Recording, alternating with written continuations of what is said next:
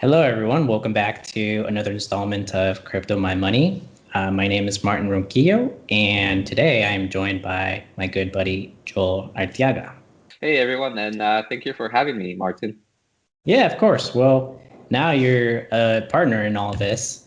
So, for all of you, give you a little bit of background. I started this channel last summer as I got really heavy into blockchain and digital assets. I created some videos around technology and then also a little bit about blockchain. And since then, I've spent quite a bit of time in the space. And Joel and I have been having a lot of conversations over the months. So we figured, well, why don't we just record our conversations because we're extracting a lot of really useful insight that could be helpful to especially a lot of people that are still wrapping their heads around what is blockchain, what is Bitcoin, what is Ethereum, decentralization, what's that all about, those sorts of topics. And now here we are.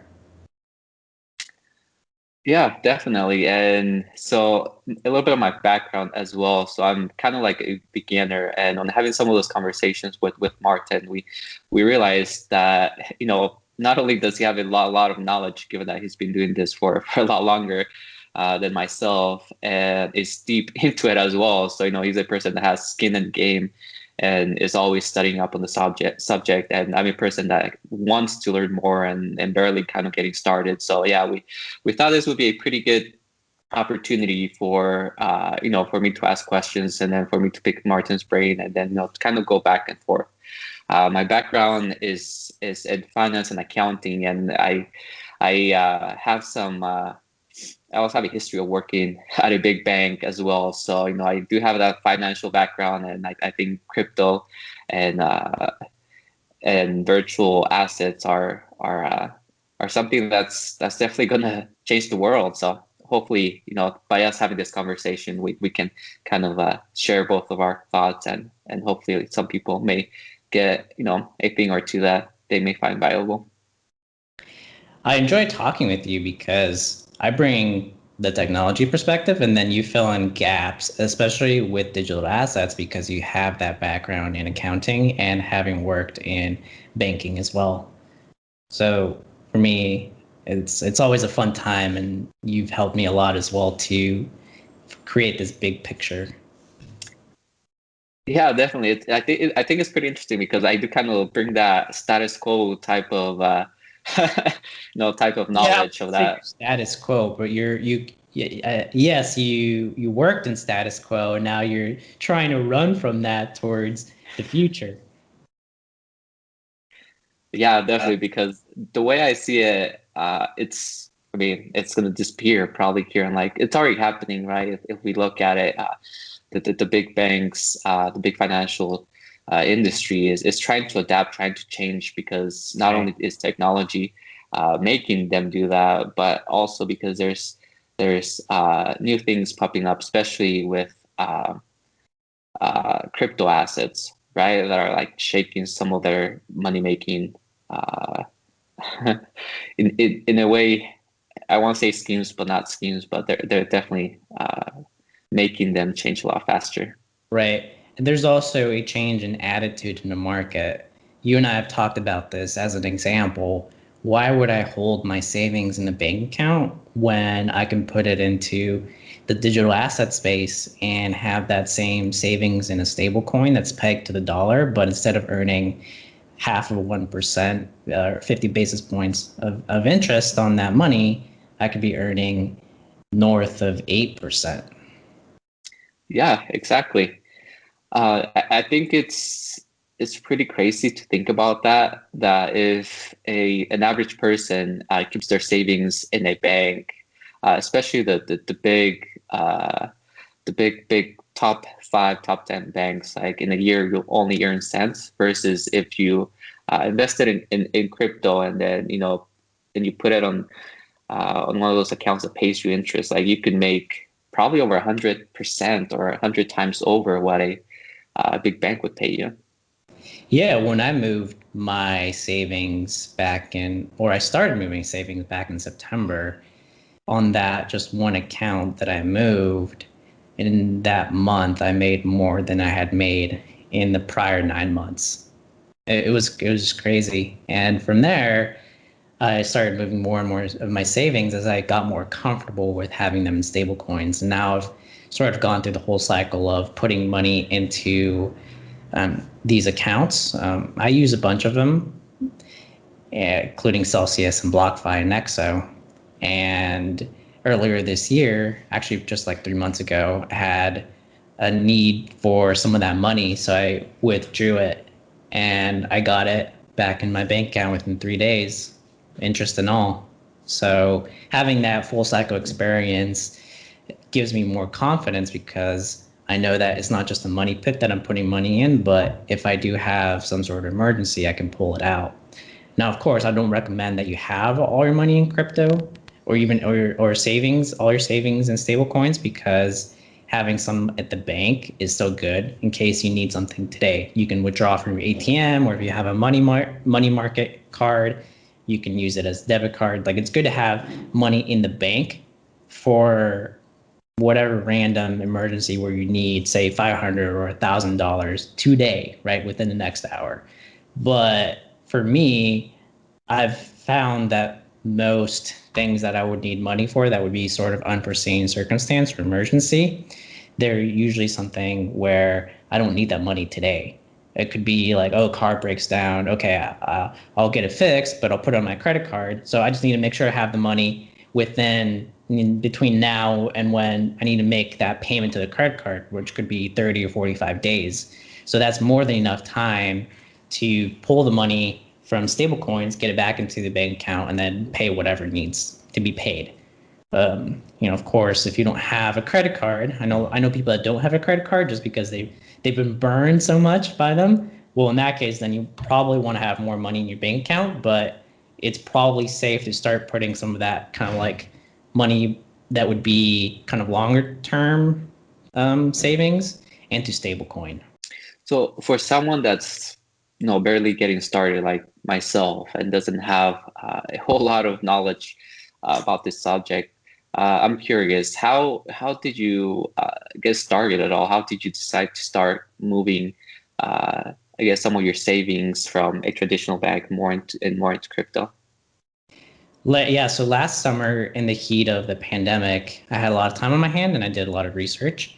And I was very interested in how to navigate the new world. As soon as the pandemic hit, I knew that things were going to change and we wouldn't be able to be doing what we did before and have decent results. A good example of that is like the 60-40 traditional split of put 60% of your retirement money into stocks and then 40% into bonds. Like, that doesn't work anymore.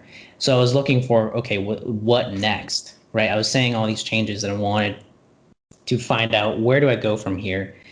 That's what led me back into digital assets. I had actually started investing back in 2017, but in 2019 I stopped. I don't remember why, but I stopped when I should have been investing, right? That was a boring time when I should have been accumulating. But anyway, that's beyond the point. I got back into it last summer and I started to see all these different pieces of DeFi and started to see like a parallel financial system being created alongside the traditional system. And I got really excited when I discovered BlockFi, and then I discovered Nexo, and then I discovered the Voyager app, which allows you to buy crypto. And then if you keep your crypto there, they pay you interest.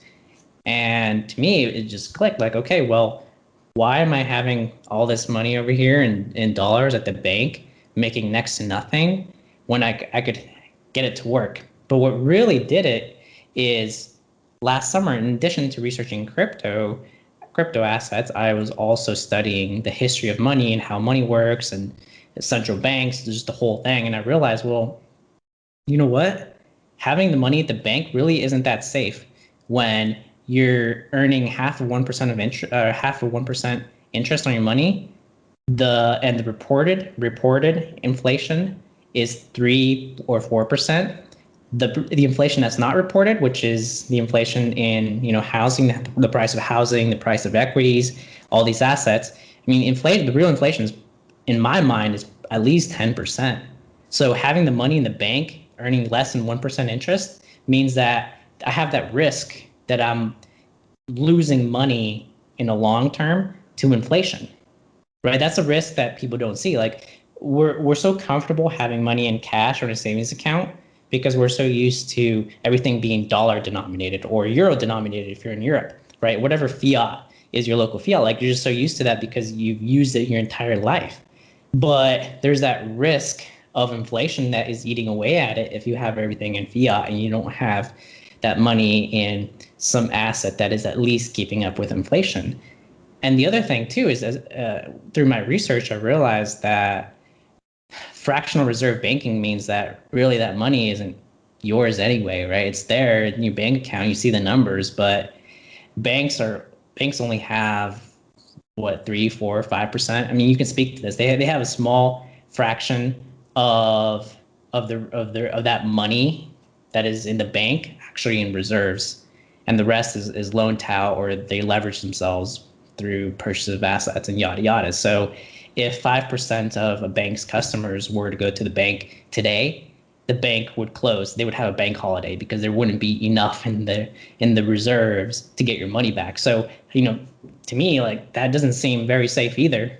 So what's the difference between that plus earning terrible interest and going into something that is more speculative because it's newer, but earning a lot more interest, thus getting paid or being rewarded for that risk that I'm taking, right? Like you're taking a risk putting your money into the bank. You're just not being rewarded. The executives are being rewarded. They're taking your loot. Whereas this is where digital assets sort of shift that the balance of power, because now as an individual you're able to get rewarded for the systemic risk that is in the system. Yeah, that's very interesting. That's a very, very good point. I completely agree with you on the banking side. I think there's a reason why banks have the biggest, the tallest buildings at the center of every city because they make so much money. Yeah. And not only that, but they're creating money. When they loan out money, when people put money, into savings, checking accounts, and banks, and then they loan it out. Essentially in the way they're creating money and they're becoming wealthier and wealthier. That's pretty interesting, definitely. So what would you say is really your outlook? I mean, do you think banks will become obsolete, or do you think in the future you will have digital assets and then also banks on the side? Because something that I found pretty interesting was that at first digital assets or Bitcoin, or before digital assets, digital currency. Now it's called digital assets because they're not really being used as currency right now. So something that really got me really, really interested in really trying to learn and get into it was the fact that at first you had Bitcoin, for a couple of years back, where the price was very, very volatile. It was relatively cheap. We did have a spike in like 2016 or so where we reached almost 20K, or it went over 20K a little bit. And then it completely looked like it completely collapsed, which now looking back looked like it was a mini bubble.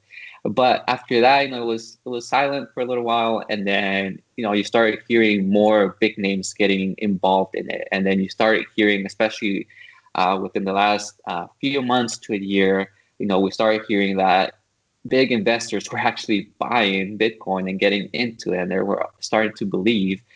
And so, in a way, it felt like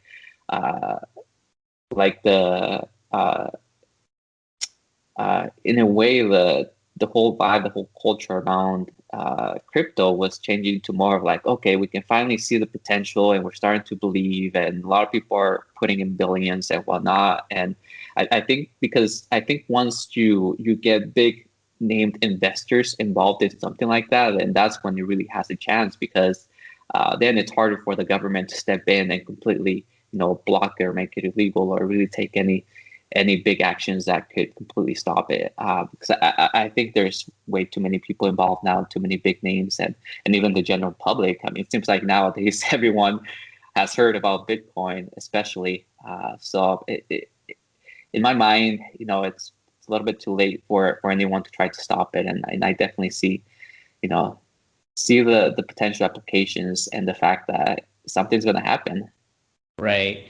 Well, in I guess in my point of view or my perspective, the biggest risk of having legal action, regulations, some sort of block on digital assets is still ahead of us. I don't think the biggest risk is right now, and I'll tell you why. So, as an example, the internet started to come about in the early 90s with the creation of the World Wide Web, I think in 1989, and then companies formed like Google in the late 90s, Amazon as well in 1996, 97, somewhere around there.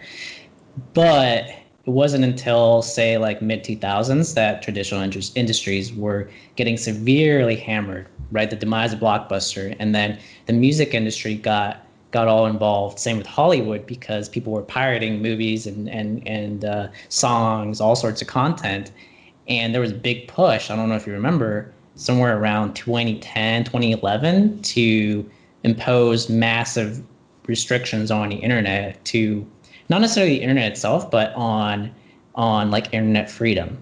And then internet service providers were trying to throttle the internet, and they wanted to require companies to pay more to get faster speed, right? So faster delivery of content from their servers to the end consumer.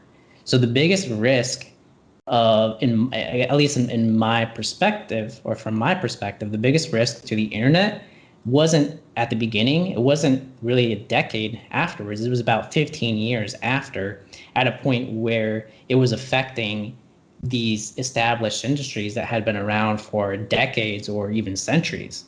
So I think we're going to see the same thing with digital assets, where right now, I think a lot of politicians and even a lot of people in the status quo still think it's like this cute little thing that youngsters are doing. It's not really that real.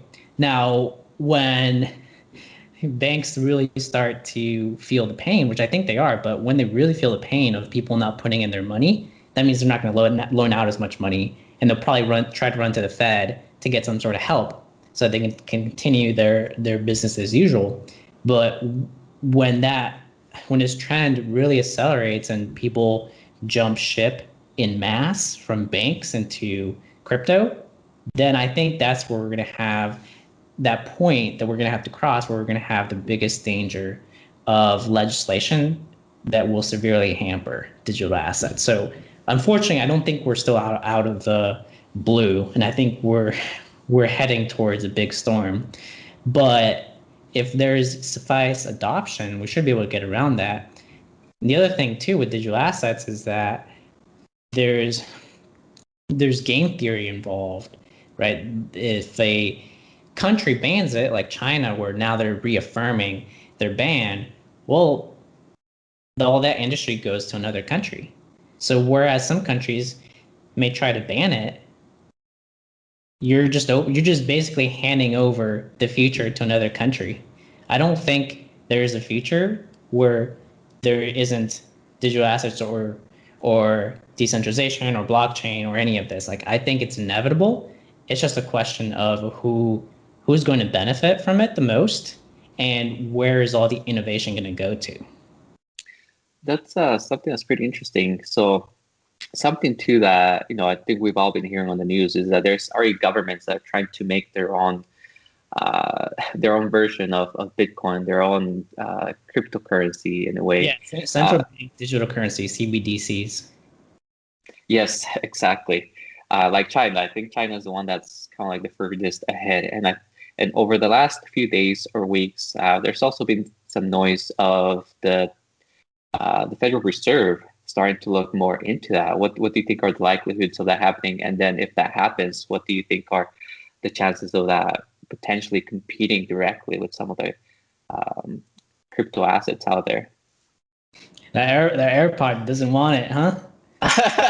Having too much fun. Yeah, so this is my view on central bank digital currencies. I think they're going to replace all the fiat out there. They're not going to be really any different. They're going to be built on blockchain technology, but if the government or central banks control all the nodes, then it's not really decentralized. They're using technology that's capable of decentralization for a centralized use. I think specifically in the context of the US, I feel like the Fed is working towards a central bank digital currency. And in that way, they want to consolidate even more power because the powers of the central bank are limited. A lot of people don't know that the Federal Reserve is not federal and it's not a reserve. It's a private entity. It's not a government entity. It acts as a quasi government entity, but it's a private company with private shareholders that reap the Or rewards. banks. Yeah, and we don't know. The shareholders are secret. They don't publish that. So there's a bunch of banks that own the Federal Reserve, and they make money from loaning money that is printed out of thin air, created out of thin air, to the government, right? They loan money to the U.S. Treasury, and they get paid. And the reason why we pay taxes, federal income taxes, is to pay back, basically to service that debt on money that was created out of thin air. So it's in the best interest of the Federal Reserve to consolidate even more power. And I think that the central bank digital currency is a power grab for them, where they'll be able to directly, print that money digitally and send it to your wallet. And in doing so, they'll be able to bypass all their bank buddies. Like if we all have a digital US dollar wallet, then UBI becomes very simple and the Federal Reserve controls it, which will give them a lot more power than they have right now. What's crazy though is the truly digitizing money opens the possibility for behavioral economics, basically like centralized planning, because this central bank digital currencies, fully digital, they can program certain aspects into it. Like, for example, you can use this money for at these stores and not these stores, or you can use it for this class of items and not for this other class of items. So very easily they could say, well, we don't want people smoking anymore, and we really mean it this time. So this central bank digital currency can no longer be used to buy cigarettes. That would be an example. So I think CBDCs then open a path. CBDCs and behavior economics are then kind of creating this road to which we will have UBI. I think we're going to have UBI. It's just a matter of when. But the challenge is if you're dependent on that UBI from the Federal Reserve that is distributed to you via a central bank digital currency, a digital dollar, then you're handing all sorts of freedom and ability to make choices over to people that meet in secret that we don't even know who they are. Like, I don't want to live that way, right? So for me, I sort of abstract out like where's the world going, and given my understanding of the economy, markets, and how money works, I don't see any other way around this. Like, we're eventually going to get to a point where the government or government via the Federal Reserve will need to distribute money via UBI. And if you're unfortunate enough to be in a position where you have to depend on that for your livelihood, you're going to lose a lot of control over your life and the choices you can make. That's a very good point. I did not really think that fully about that. But yeah, so it sounds to me like it could go one of two ways, right? Because right now, crypto assets, cryptocurrency has the potential of, in many ways, freeing up the world's population, giving them so much freedom, so much new opportunities. But on the other side, it has the potential of governments gaining more control and like you mentioned, right, now being able to fully dictate how and where you can spend your money, which is pretty crazy to think about. Right. Yeah, it's the same technology. It just depends who's controlling it. If it's under the control of centralized entities or institutions like governments or even corporations, then it will further limit our freedoms. Things like Bitcoin or Ethereum, Cardano, some of these upcoming technologies, they're not controlled by anybody. They're decentralized global networks. So I think CBDCs and the digital assets that we traditionally think of, like Bitcoin, Ethereum, are going to live together. I think that's the future we're going towards. But there's one that I would rather be in. I would rather be in a decentralized option, which is run by people, everyday people that sort of have a similar ethos, right? I feel like you have to drink a certain Kool-Aid to get like to really get into digital assets. And part of that Kool-Aid is not wanting like everything to be essentially controlled by people making decisions behind closed doors. Yeah, definitely. The more open, the better. That way, more people can get feedback and actually build something that's for the people, not by just a select a few people. So overall, I think this is also why, I also think that, more development or the future really is going to be more into crypto assets and decentralized applications that use those crypto assets and then cryptocurrencies as well, such as smart contracts. Um, I mean, not only because it gives more freedom and opportunity to people around the world, but also because it's so much more efficient, right? You're able to do transactions at a lower cost than what banks charge you. But not only that, but you can make transactions or move money around the world, 24/7 versus banks. I know that if I move money from one bank to another, it takes one whole business day. So if Yeah. I move money on a Friday, it doesn't hit my account until Monday, even if I need it the following day. To me, that's very, very inefficient. Crypto assets, cryptocurrency takes care of that by making it a lot more efficient, not having to worry about about planning when to move my money, where I should have the complete freedom to move it. I mean, if you have a dollar bill, the paper currency, you can give it to one person from one person to another. Very, very easy. You just hand it over, and that's you moving your money within seconds if that person's right next to you. So that's something that I'm very, very excited about. Oh yeah, absolutely. Once this market develops further, we'll have more opportunities to optimize. So as an example, there's no reason why we shouldn't be able to get paid every single day. Like, have you stopped to wonder, like, why is it that we only get paid, every 2 weeks or once a month? Or some people, like one employer had, they paid me every week, but still, like, why can't I just get paid every day? Well, it comes down to the constraints of the current system.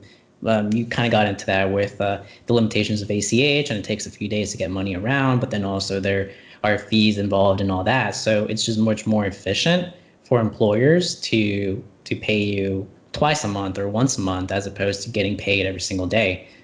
But can you imagine how much better your life would be if you just got paid every single day? You would have that ongoing liquidity every single day instead of having a massive liquidity event every 2 weeks.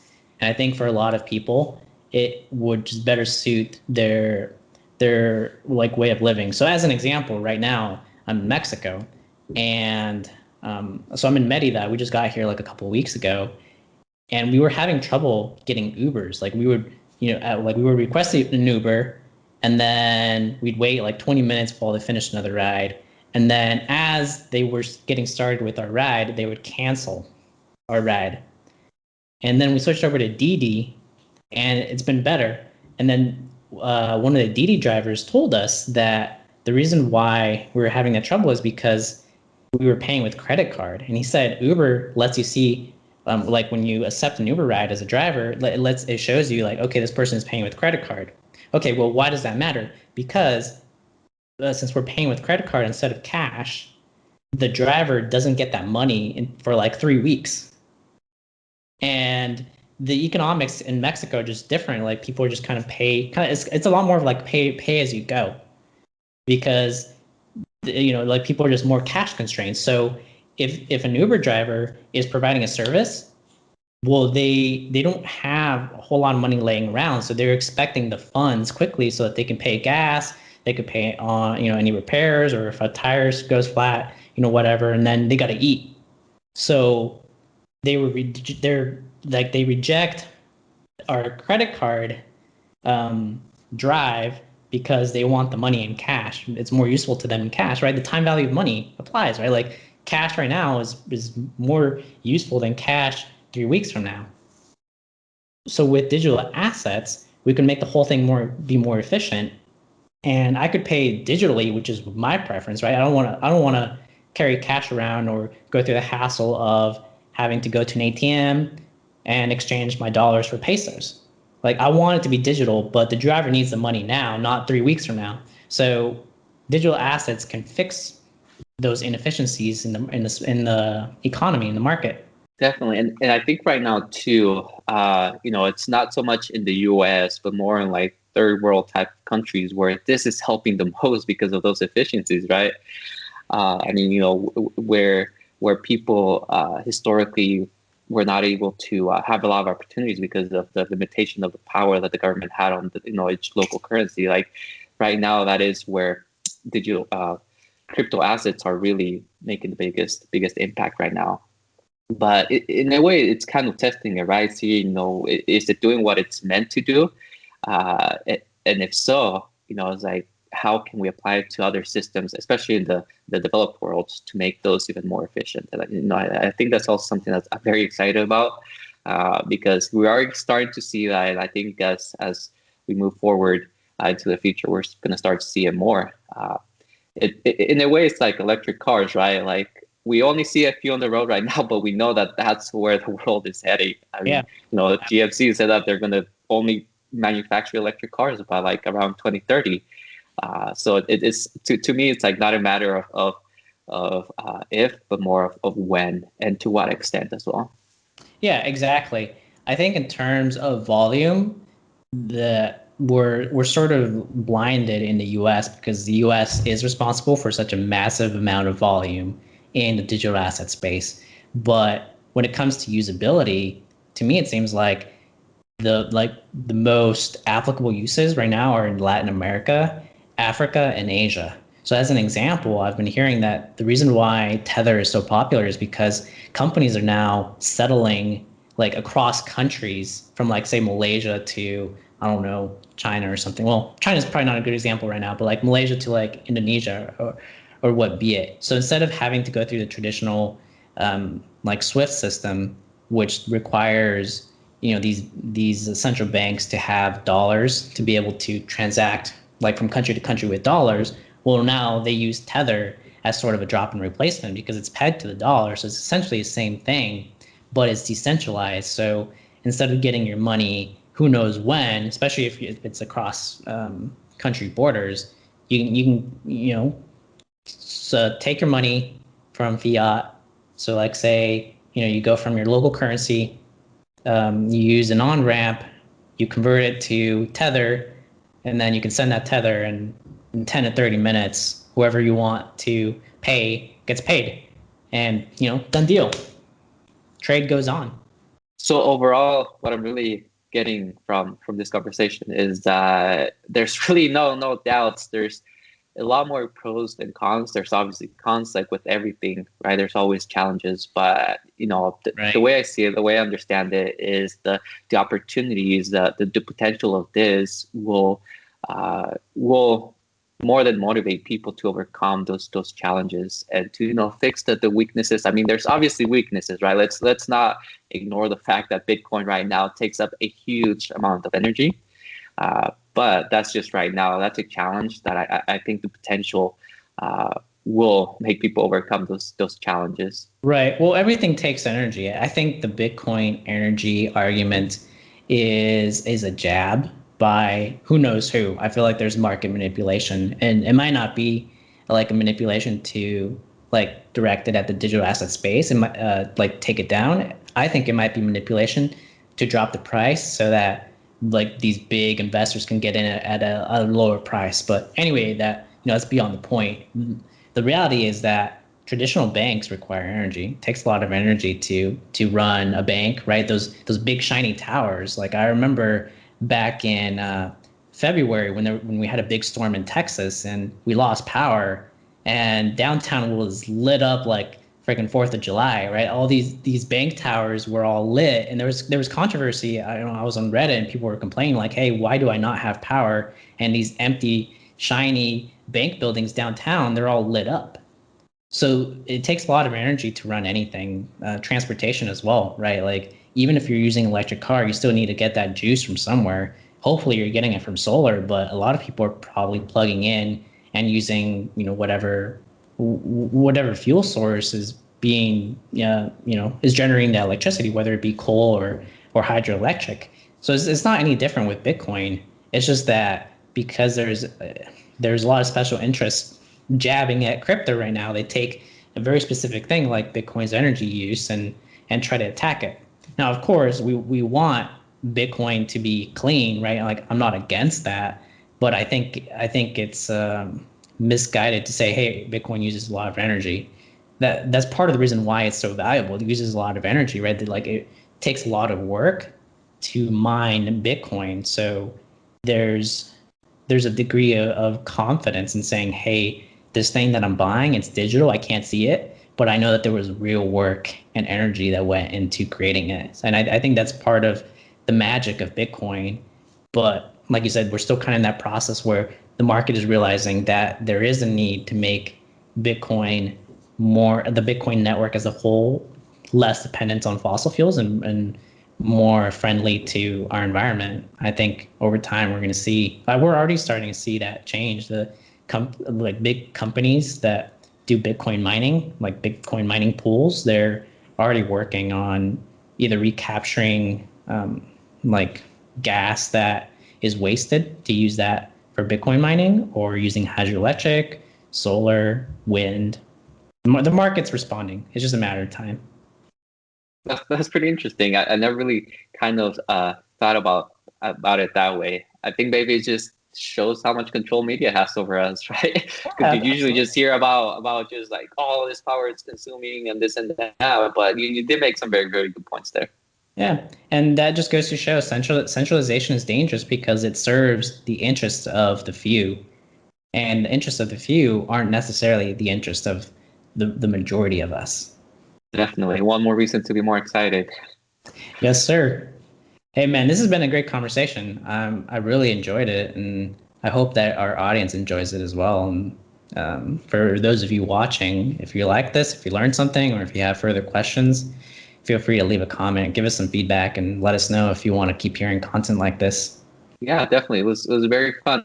I learned a lot, really, a lot of things that I did not know about, and then you also made me think about other things. So I definitely appreciate having this. I really enjoy having this conversation with you. And yeah, like you said, for anyone out there listening to this, if you find this of value or anything, give us a like, drop a comment, drop some feedback, and we would love to hear from you. Yeah. And well, with that, we'll wrap it up. Until next time, take it easy.